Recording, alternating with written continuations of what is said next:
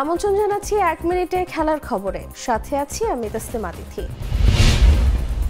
নগর ডার্বিতে Manchester সিটিকে হারিয়ে FA কাপের champion হয়েছে ম্যানচেস্টার ইউনাইটেড। ঐতিহাসিক ওয়েম্বলে স্টেডিয়ামে গার্দিওলার সিটির বিপক্ষে 2-1 ব্যবধানে জয় পেয়েছে এরিক টেন হাগের ম্যান ইউ। বার্লিনের অলিম্পিক স্টেডিয়ামে জার্মান কাপের ফাইনালে কাইজারস্লাটার্নকে 1-0 গোলে হারিয়েছে লেভারকুসেন। এতে করে ঘরোয়াতে অপরাজিত থেকে ডাবল শিরোপা জিতে আরেকটি ইতিহাস করেছে জাবি আলোনসোর দল। পিএসজিকে শিরোপা উপহার দিয়ে বিদায় নিয়েছেন কিলিয়ান এমবাপে। ফ্রেঞ্চ কাপ ফাইনালে অলিম্পিক লিওকে 2-1 গোলে হারিয়েছে পিএসজি। ম্যাচ শেষে এমবাপেকে কাঁধে তুলে নিয়ে শূন্যে ভাসিয়েছেন সতীর্থরা। আগামী মৌসুম থেকে কোন ক্লাবে খেলবেন সেটি কয়েকদিনের মধ্যে জানিয়ে দেবেন কিলিয়ান এমবাপে। যদিও বলা হচ্ছে লা লিগার ক্লাব রিয়াল মাদ্রিদের সঙ্গে চুক্তি চূড়ান্ত করে ফেলেছেন এমবাপে।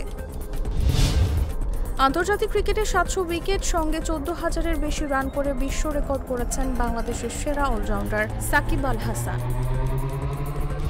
এখানেই শেষ করছি 1 মিনিটের খেলার খবর।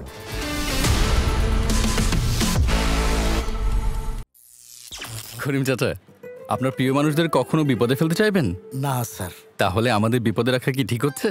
এজন্যই বিজলি কেবলস সবচেয়ে ভালো ও নিরাপদ। ফ্লেম রিটার্ডেন্ট পিভিসি দিয়ে তৈরি বিজলি কেবলস, নিরাপদ আজীবন।